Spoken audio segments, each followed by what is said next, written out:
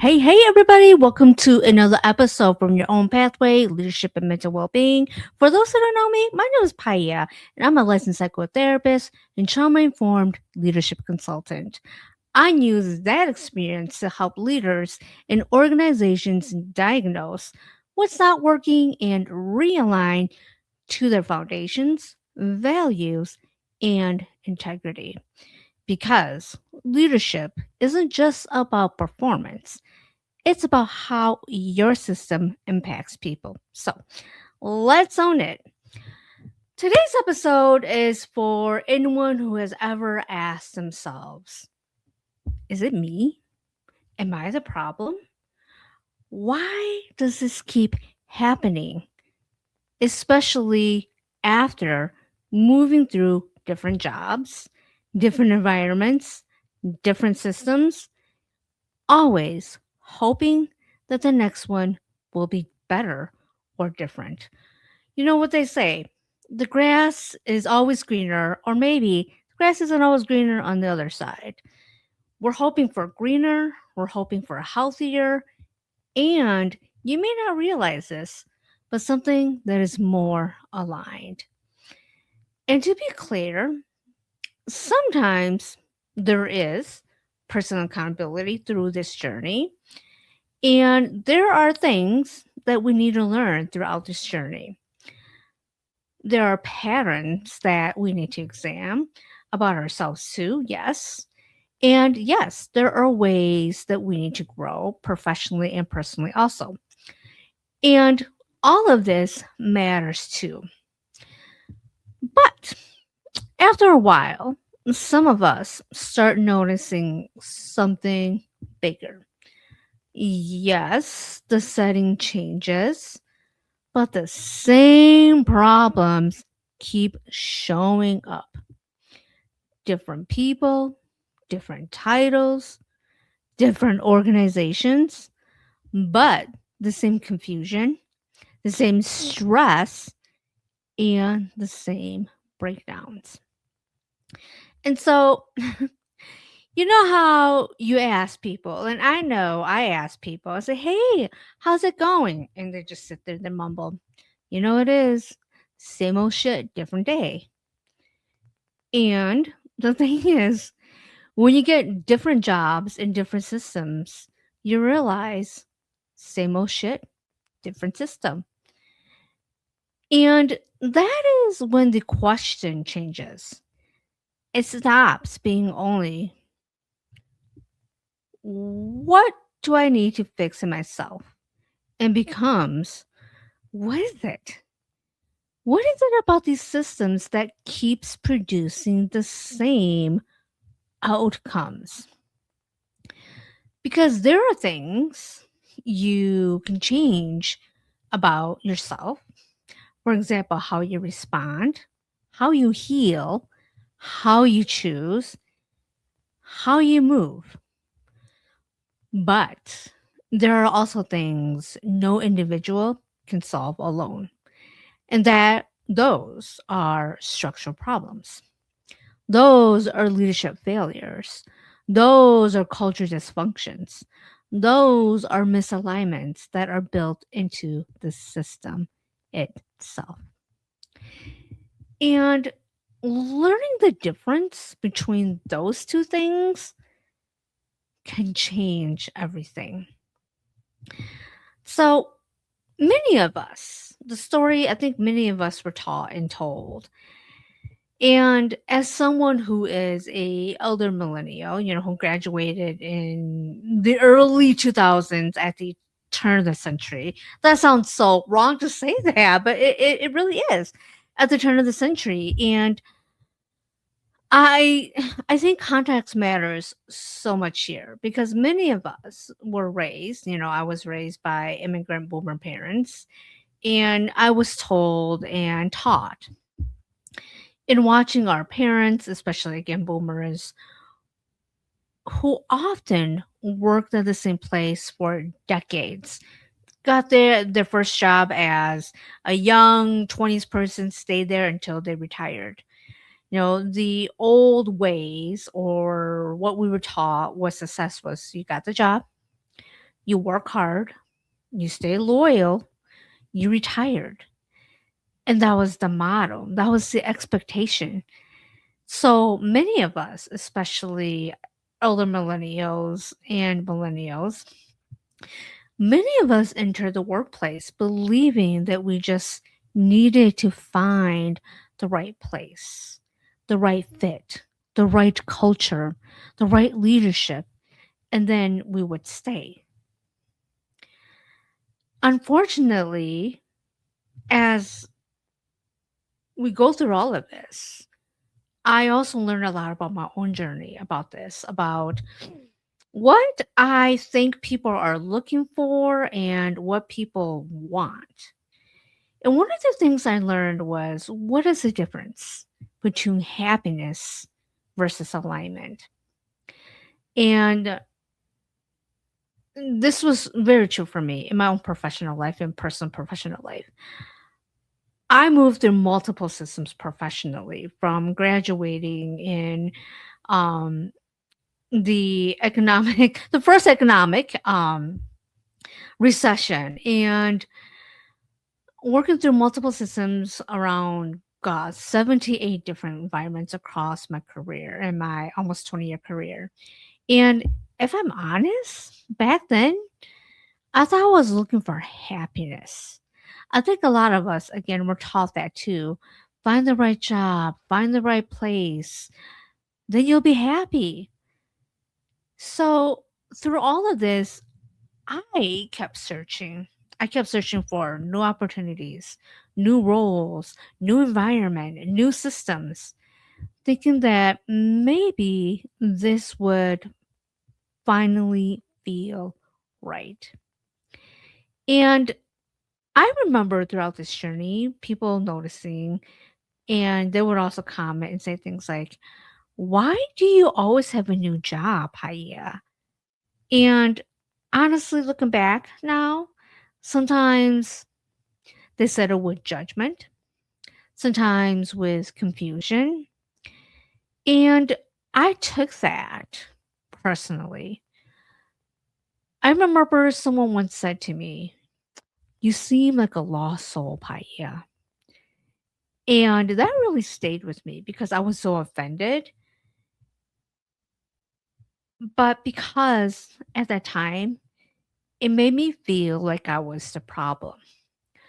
But looking back now, I understand I understand it differently. I was not looking for happiness. I was looking for alignment. And what I mean by this was, I was looking for a place where values matched behavior, a place where what was promised matched what was practiced, a place where I did not have to betray myself just to belong. And the reason I could not find consistency was because alignment is difficult to create alone, especially inside misaligned systems. And as I worked through all these various systems, I started noticing patterns that I could not ignore. Because once I stayed long enough, I started seeing the same patterns again and again. Even though it was like a different setting, there was still the same confusion. Even though there was a different title, it was still the same stress. Even though it was different people, it was still the same breakdowns. Different system, same experience. And when that happens enough times, it affects how you see yourself. You start asking, is it me? Am I the issue? Why does this keep happening? But here is the core reframe in all of this. One of the deepest things I learned are that people are often treated as a problem when they're actually responding to the conditions of the system.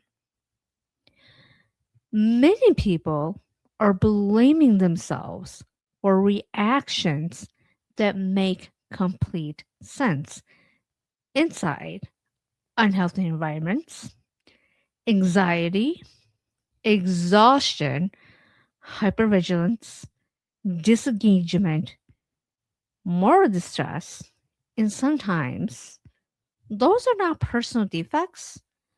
Sometimes they are intelligent responses to broken conditions.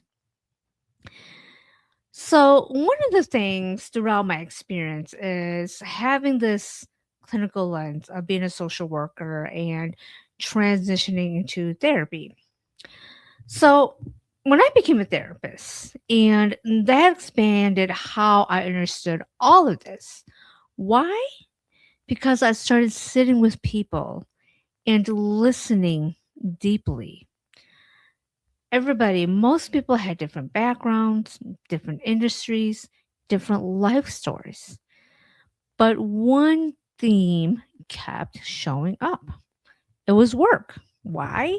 I mean, think about this. Most of us spend most of our time, more of our time at work with work people than our own families. And of course, that doesn't surprise me that there's a lot of stress from work. There is, unfortunately, fear from work. There are leadership issues. There is toxic culture and burnout. Often I heard feelings from everyone, most everyone, the feelings of feeling trapped. And things really changed for me when I worked in employee assistance programs, which is EAP. And that allowed me to really have visibility across entire systems, which included frontline staff, mid level employees, and people with authority. Different levels, same themes. I heard the same frustrations, the same distrust, the same exhaustion, the same confusion, and quite honestly, the same old shit. And that's when I knew that these things were not isolated personal problems. They were patterns. So through all of this, as I was thinking about all the various systems that I have been in and worked in, one thing became one of my core teachings in developing my consulting discipline is systems produce what they are structured to produce. And this can include burnout, distrust, silence, confusion, high turnover, and disengagement. Because these outcomes are not random, they are outputs. And as I was sitting here thinking about the work, the patterns that I saw, I didn't have words for it at first. And then it came to me. I'm like, oh, this is what's happening in all the various systems that I have worked in, have seen, and honestly, what we are currently seeing and hearing so much about what's going on, and especially in the professional world. So over time, I needed language for what I was seeing. And suddenly it came to me. I'm like, oh my goodness, this is all about my eyes. This is all like the three eyes. And the three I's that really came into my focus was incongruence, inconsistency, and integrity. I see my thumbs up there. So, but let me explain what these three I's were as I thought about this. And so, the first I is incongruence. And incongruence is where what a system says but does not match what it does. Inconsistency is when standards shift depending on convenience, politics, or who benefits. And when those continue long enough, integrity breaks down, trust erodes, credibility declines, good people become disengaged, and lastly, dysfunction gets normalized. As I was thinking about all this, I think about this, with everything going on again in the world, very chaotic, and certain people in power say, do this, but they don't follow their own advice. And this is what, before I had language for this, I use a much simpler term that I think all of us understand. It's like, that's what it is. And the word is hypocrisy. Because what people often call hypocrisy is the visible face of something much deeper. It is incongruence, inconsistency, and integrity breakdown. Leaders can demand standards they do not have to follow. Values can be preached but not practiced. Accountability can move downward but never upward. And once people see that clearly, trust becomes hard to regain. And so, as I looked at my own personal professional experience also, and I listened to people, I realized I needed more than observations. I needed a framework that could explain why these patterns repeated across different systems. That is what led me to create what I called human systems integrity. And human systems integrity, which I call HSI, is a lens where I use to understand whether a system is functioning in a way that is coherent, trustworthy, and sustainable for the people inside it. Because systems are not only structures, they are lived human experiences. And this includes trust, safety, having meaning, fairness, psychological reality, and emotional conditions.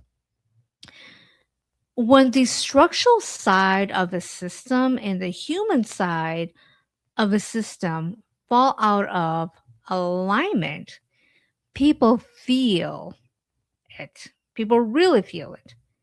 And performance feels it. Culture feels it. Leadership credibility feels it. So, human systems integrity helps us look beneath the surface and ask, where is the fragmentation? Where did alignment break down? What foundational values were abandoned? What is actually being rewarded now? How is power operating? What culture or cultures formed from these conditions? Who is being harmed because of because of this? And what are people carrying downstream? Because many failures do not begin at the surface. They begin at the foundation, and when the foundation is misaligned, everything built on top of it feels the strain. I think about this. I think about a building. Having a strong foundation makes a huge difference. When you don't have a strong foundation, everything on the top, eventually will crumble. And so when I think about a system, I think about it that way. So next, I want to talk about something. I want to talk about the organizational and institutional trauma. And I want to be precise here. I am not saying that every difficult workplace is trauma. I want to clarify that.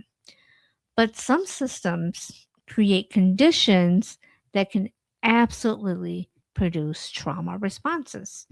And this includes chronic fear, hypervigilance, silence, learned helplessness, distrust, moral injury, and burnout. When those conditions are repeated, normalized, and reinforced over time, the impact can be much deeper than stress. It can actually become organizational trauma or institutional trauma. So, when this happens, people, they are not simply reacting to a bad day. They are adapting to a harmful system. Before anybody, I just want to clarify that this episode is not just to promote myself and my consulting discipline, but to really explain why this work matters so much. And it matters because systems work is looking at the system. Many people talk about systems, far fewer and know how to actually read them. Naming a system is not the same as understanding one, especially if harm is built into the outcome. The system is not healthy no matter how successful it looks. And to close out the episode, for anyone who is watching this who is an individual or somebody who is in leadership, who is still hoping that the next place would automatically be greener, maybe greener was never the goal. Maybe alignment was. A place where your values match the behaviors, a place where trust can exist, a place where you do not have to betray yourself or shrink yourself just to belong. Because until there is alignment, values with action, leadership with accountability, systems with the people inside them, it would just be the same old shit, but different system. So that is all I have for this week's leadership and mental well-being episode. And if you are someone who has also gone through the same journey as I have of trying to find a different system and are thinking, is it me? Is it me? Am I the problem? You know, there's always personal accountability. And there are always things that a lot of us can work on. And as sometimes we've done all we can, you have to realize that, systems systems need to take accountability in order to find their alignment.